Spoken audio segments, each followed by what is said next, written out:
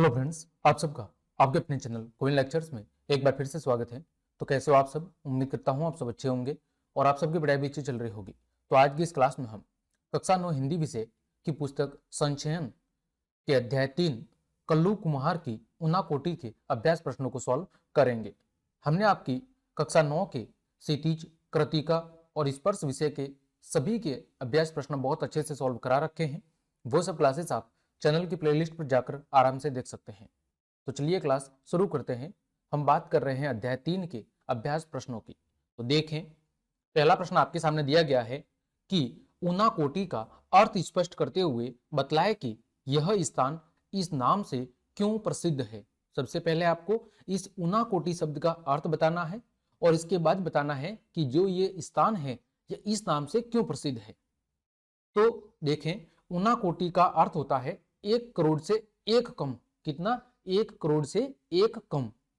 त्रिपुरा के अंदर एक जगह है जिसका नाम है ऊना कोटी और इसके बारे में एक दंत कथा यानी एक कथा या कहानी या कहावत प्रसिद्ध है कि कल्लू नाम के कुम्हार ने शिव के साथ रहने की क्या की थी? प्रार्थना की थी। कल्लू नाम के एक कुम्हार ने शिव जी के साथ रहने की प्रार्थना की थी। तब शिव ने यानी भगवान शिव ने शर्त रखी कि यदि वह एक रात में वह शिव की 1 करोड़ अगर मूर्ति बना देगा तो वह शिव पार्वती के साथ कैलाश पर्वत जा सकेगा। तो शिव जी ने उसके सामने क्या शर्त रखी कि यदि वो कुम्हार एक रात के अंदर शिव जी की अगर 1 करोड़ मूर्ति बना दे तो फिर वो शिव पार्वती के साथ कैलाश पर्वत पर साथ जा सकेगा। कल्लू ने मूर्तियां बनाई परंतु एक मूर्ति क्या रह गई? कम रह गई और क्या होगी? सुबह हो गई और कल्लू वही का वही रह गया। तब से उसका नाम क्या पड़ गया? ऊना कोटी पड़ गया। ठीक है, ये इसके पीछे की कहानी है। चलिए आगे बढ़ते हैं। दूसरा प्रश्न है, पाठ के संदर्भ में ऊना कोटी में स्थित गंगा अवतरण की कथा को अपने शब्दों में लिखिए। इस पाठ के संदर्भ में ऊना कोटी में स्थित जो गंगा अवतरण की कथा है उसको अपने शब्दों में लिखना है। तो दंत कथा के अनुसार कहा जाता है कि ऋषि भागीरथ की प्रार्थना पर गंगा को पृथ्वी पर उतरना पड़ा था, परंतु गंगा का वेग इतना अधिक था कि वह सीधे अगर धरती पर उतरती तो पृथ्वी इसके वेग से क्या हो जाती? धंस जाती। परंतु गंगा का वेग इतना तेज था कि यदि वह सीधी उतरती तो पृथ्वी इसकी वेग से क्या हो जाती? धंस जाती या बह जाती। इसीलिए इसको रोकने के लिए शिव को तैयार किया गया। इसीलिए गंगा नदी के द्वारा इस प्रकार की तबाही से बचने के लिए शिव जी को तैयार किया गया और वह गंगा को अपनी जटाओं पर उतारे ताकि उसका वेग क्या हो जाए? कम हो जाए और फिर वह धीरे धीरे पृथ्वी पर उतरे। ठीक है, तो यह है गंगा अवतरण की कथा। ऐसा कहा जाता है कि ऋषि भागीरथ की प्रार्थना पर गंगा को पृथ्वी पर उतरना पड़ा था, परंतु गंगा नदी का वेग इतना अधिक था कि यदि वो सीधे धरती पर उतरती तो पृथ्वी इसकी वेग से क्या हो जाती? धंस जाती, टूट फूट हो जाती। इसकी वजह से इसको रोकने के लिए शिव जी को तैयार किया गया कि वह गंगा को अपनी जटाओं के अंदर उतारे ताकि उसका वेग कम हो जाए और फिर वो धीरे धीरे पृथ्वी पर उतरे। ठीक है, आगे बढ़ते हैं। कल्लू कुम्हार का नाम ऊना कोटी से किस प्रकार जुड़ गया? कल्लू कुम्हार का नाम ऊना कोटी से किस प्रकार जुड़ा? इसके पीछे वजह क्या थी? तो कहा जाता है कि कल्लू कुम्हार के कारण ही इस स्थान का नाम क्या पड़ा? ऊना कोटी पड़ा। वह शिव और पार्वती के साथ कैलाश पर्वत पर जाना चाहता था, परंतु शिवजी ने एक शर्त रखी थी कि उसे एक रात में शिव की 1 करोड़ मूर्तियां बनानी होगी। कल्लू कैलाश पर जाने की धुन में मूर्तियां बनाने में जुट गया, परंतु जब मूर्तियां गिनी गई तो सुबह होते होते एक मूर्ति कम रह गई थी और शिव को उसे छुड़ाने का क्या मिल गया? बहाना मिल गया तथा कल्लू कुम्हार वही का वही रह गया। इस तरह कल्लू कुम्हार का नाम ऊना कोटी के साथ जुड़ा हुआ है और कहा जाता है कि इसी कल्लू कुम्हार की वजह से उस जगह का नाम क्या पड़ा? ऊना कोटी पड़ा था। ठीक है, आगे। मेरी रीढ़ में एक झुरझुरी सी दौड़ गई। लेखक के इस कथन के पीछे कौन सी घटना जुड़ी है? मेरी रीढ़ में एक झुरझुरी सी दौड़ गई। लेखक के इस कथन के पीछे कौन सी घटना जुड़ी हुई है? तो लेखक मन्नू में शूटिंग करने में क्या था? व्यस्त था।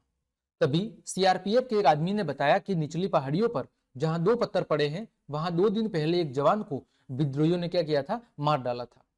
उसके इतना कहते ही लेखक को इतना डर लगा जैसे कि उसकी रीढ़ में एक झुरझुरी सी दौड़ गई। जब लेखक को उस सीआरपीएफ के जवान ने उस घटना के बारे में बताया कि 2 दिन पहले यहाँ पर एक जवान को विद्रोही या आतंकवादियों ने मार डाला था, तो ये सुनते ही लेखक को इतना डर लगा जैसे उसकी रीढ़ की हड्डी में एक जुड़जुड़ी सा यानी कंपन सा उत्पन्न हो गया हो। ठीक है, अगला है आपका प्रश्न संख्या 5 कि त्रिपुरा बहुधार्मिक समाज का उदाहरण कैसे बना। यानी त्रिपुरा के अंदर बहुत से अलग अलग धर्मों के लोग रहते हैं, तो यह एक प्रकार के बहुधार्मिक समाज का उदाहरण कैसे बना। तो देखें, त्रिपुरा में लगातार बाहरी लोग आते रहे, यानी त्रिपुरा के अंदर अलग अलग समय पर बाहर से आकर लोग बसने लगे।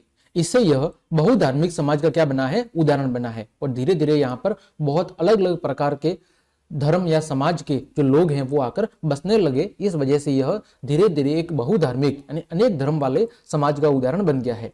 यहाँ 19 अनुसूचित जनजातियां और विश्व के 4 बड़े धर्मों का क्या है, प्रतिनिधित्व है। यानी त्रिपुरा के अंदर अलग अलग प्रकार की 19 अनुसूचित जनजातियों के लोग और 4 अलग अलग धर्मों को मानने वाले लोग रहते हैं।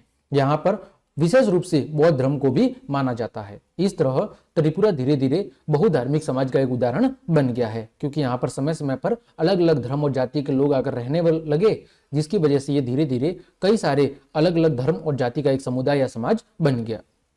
आगे प्रश्न संख्या 6, टिलियामुरा कस्बे में लेखक का परिचय किन 2 प्रमुख हस्तियों से हुआ और समाज कल्याण के कार्यों में उनका क्या योगदान था।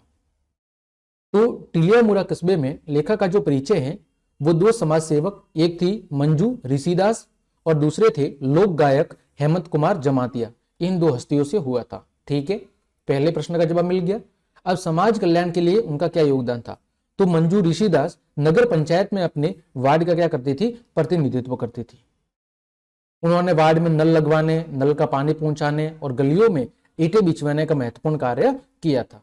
ठीक है, इस तरह उनका समाज कल्याण के अंदर महत्वपूर्ण योगदान था। आगे बढ़ते हैं, कैलाश नगर के जिला अधिकारी ने आलू की खेती के विषय में लेखक को क्या जानकारी दी। कैलाश नगर के जो जिला अधिकारी थे उन्होंने आलू की खेती के बारे में लेखक को क्या जानकारी दी थी। तो जिला अधिकारी ने आलू की खेती के विषय में बताया कि आलू की बुआई के लिए पारंपरिक आलू के बीजों की जरूरत 2 मीट्रिक टन प्रति हेक्टेयर होती है। जो पारंपरिक आलू के बीज होते हैं उनकी जरूरत 2 मीट्रिक टन प्रति हेक्टेयर होती है, जबकि जो टीपीएस किस्म का जो आलू होता है उसकी सिर्फ 100 ग्राम मात्रा 1 हेक्टेयर के लिए काफी होती है। ठीक है, तो धीरे धीरे लोगों ने जिला अधिकारी की उस बात को माना और वो पारंपरिक आलू की बजाय टीपीएस किस्म के आलू की बुआई करने लगे और इसकी वजह से आलू का उत्पादन बहुत ज्यादा बढ़ गया और अब त्रिपुरा से टीपीएस का निर्यात पड़ोसी राज्यों और देशों को भी किया जा रहा है। यानी इसकी वजह से आलू का उत्पादन इतना बढ़ा कि धीरे धीरे उसका निर्यात पड़ोसी राज्यों और देशों में भी होने लगा है। आगे त्रिपुरा के घरेलू उद्योगों पर प्रकाश डालते हुए अपनी जानकारी के कुछ अन्य घरेलू उद्योगों के विषय में बताएं।